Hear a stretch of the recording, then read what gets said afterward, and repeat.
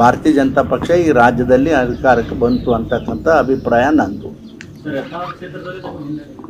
ನೋಡ್ರಿ, ಯತ್ನಾಳ್ ಅವರು ನನ್ನ ಪರವಾಗಿ ಮಾಡೋದಂತೂ ನಿಜ. ಆದ್ರೆ ಇಲ್ಲಿ ಮುಸ್ಲಿಮ್ ಪಾಪ್ಯುಲೇಷನ್ ನಿಮಗೆ ಗೊತ್ತದ ಎಷ್ಟದ. ಮತ್ತು ಪಾಪ ಯಾವುದೋ ಒಂದು ಕಾರಣಕ್ಕಾಗಿ ಹಂಗೆ ಆಗಿರ್ಬೋದು ಅಂಥೇಳಿ ನನಗೆ ಪಾಪ ಅವನಂತೂ ನನ್ನ ಪರವಾಗಿ ಮಾಡ್ಯಾನ.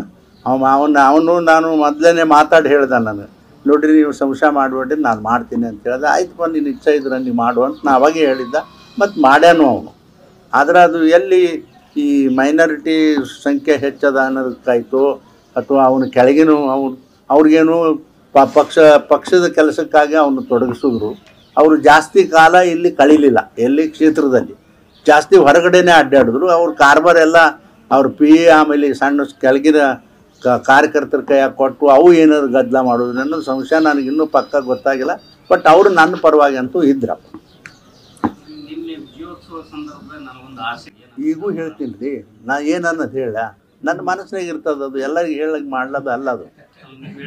ನೋಡ್ರಿ, ಖಂಡಿತ ಅಲ್ರಿ, ನಾ ಎಷ್ಟು ಬರೀ ಒಂದೇ ಅಲ್ರಿ, ಎಷ್ಟು ಇತಿಹಾಸ ನಿರ್ಮಾಣ ಆಗಿದೆ ಬಿಜಾಪುರದಾಗ.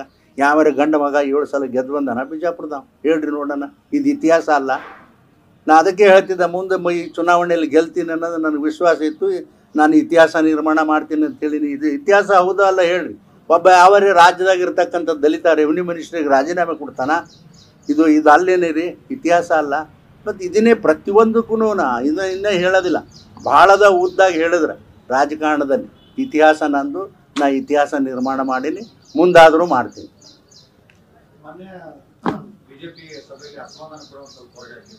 ಅಸಮಾಧಾನ ಇಲ್ಲ ನೋಡ್ರಿ, ನಾನು ನಿನ್ನೆ ಅಷ್ಟೇ ಅಲ್ಲ, ನಾನು ಹಿಂದೆನೂ ಕೂಡ ಈ ವಿಷಯವನ್ನು ಹೇಳೀನಿ.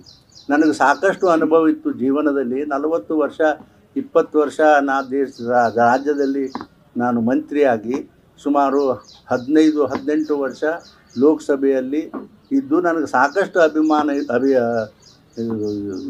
ಅನುಭವ ಇತ್ತು. ಆದರೆ ನನ್ನ ಪಕ್ಷ ನನ್ನ ಅಭಿಮಾನ ಇದನ್ನು ಸರಿಯಾಗಿ ಬಳಸ್ಕೊಳ್ಳಿಲ್ಲ ಅಂತಕ್ಕಂಥದ್ದು ನಾ ಹೇಳಿನಪ್ಪ, ಓಪನ್ ಆಗಿ ಹೇಳಿನಿ. ಅದೇನು ಮುಚ್ಚು ಕದ್ದಿದೆ ಏನು ಕೆಲಸ ಅಲ್ಲ, ಬಳಸ್ಕೊಳ್ಳಿಲ್ಲ ಅಂತ ಹೇಳಿನಿ. ಅವ್ರು ಯಾಕೆ ಬಳಸ್ಕೊಂಡ್ರು ಬಿಟ್ಟಿದ್ದು ಅವ್ರಿಗೆ ಬಿಟ್ಟಿದ್ದು, ನಮ್ಮ ಪಕ್ಷದವ್ರಿಗೆ ಅವ್ರಿಗೆ ಬಿಟ್ಟಿದ್ರಿ. ಅದು ಬರ್ರಪ್ಪ ಕೆಲಸ ಮಾಡಿದ್ರೆ ಮಾಡ್ತೇವೆ. ಆದರೆ ನಾವು ನಂದು ಸ್ವಭಾವ ಹೆಂಗಂದ್ರೆ, ನನಗೆ ಟಿಕೆಟ್ ಬೇಕ್ರಿ ಅಂತ ಹೋಗಿ ಯಾರ ಮನೆ ಮುಂದೆ ಬಾಗಿಲಿಗೆ ನಿಂದ್ರೋದು, ನನ್ನ ಮಂತ್ರಿ ಬೇಕ್ರಿ ಅಂಥೇಳಿ ಇನ್ನೊಬ್ಬರ ಮನೆ ಬಾಗಿಲು ಮುಂದಿದ್ದು ನನ್ನ ಜೀವನದಾಗಿಲ್ಲ. ನಾನು ಸ್ವಾಭಿಮಾನಿ ಮನುಷ್ಯ. ಬಾಬಾ ಸಾಹೇಬ್ ಅಂಬೇಡ್ಕರ್ ಕೊಟ್ಟಿರ್ತಕ್ಕಂಥದ್ದು ನಮ್ಮ ಸಮಾಜಕ್ಕೆ ಒಂದೇ ಒಂದು ಕೊಡುಗೆ ಏನಪ್ಪ ಅಂತಂದ್ರೆ ಏನು ಆತ್ಮವಿಶ್ವಾಸ. ಅದನ್ನು ಕೊಟ್ಟು ಹೋಗ್ಯಾರ. ನಾ ಸ್ವಾಭಿಮಾನಿ. ನಾ ಯಾರ ಕೈಗೂ ಕೂಡ ನಾನು ಹೊತ್ರ ಹೋಗಿಲ್ಲ. ನಾ ಯಾವತ್ತೂ ಕೂಡ ಏನೂ ಬೇಡಿಲ್ಲ. ಕೊಟ್ರ ಚಾರಣೆ, ಕೊಟ್ಟಿಲ್ಲ ಅಂದ್ರೆ ಬಾರಣೆ. ಇದು ನನ್ನ ಖಂಡಿತ. ಇದು ಈಗೂ ಅಷ್ಟೇ.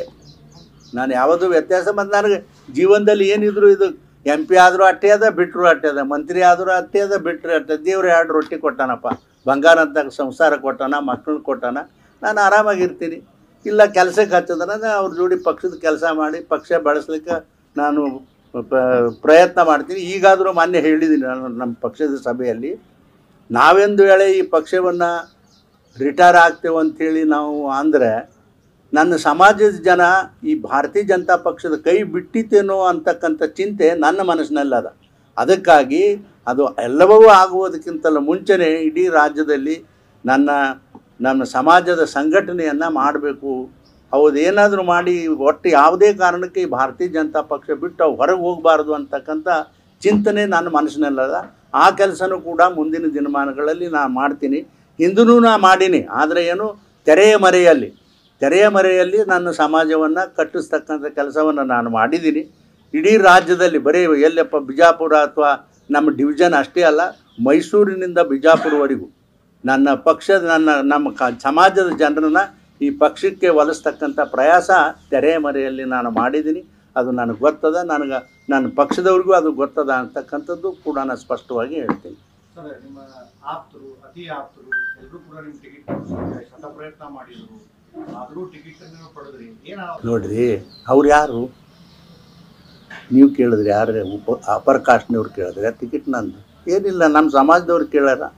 ಅದು ಅವ್ರಿಗೇನು ರಿಸ್ಟ್ರಿಕ್ಷನ್ ಕೇಳಬಾರ್ದು ಅಂತೇಳಿ ಅದಾನ, ಅಥವಾ ಏನು ರಮೇಶ್ ಜಿಗಜಿನಿ ನಿತ್ತಲ್ಲಿ ನಾನು ನಿಂದಿರಬಾರ್ದು ಅಂತೇನು ಬಾಂಡ್ ಬರೆದು ಕೊಟ್ಟಾರ? ನಮಗೆ ಯಾರೇ ಸಮಾಜದವರು.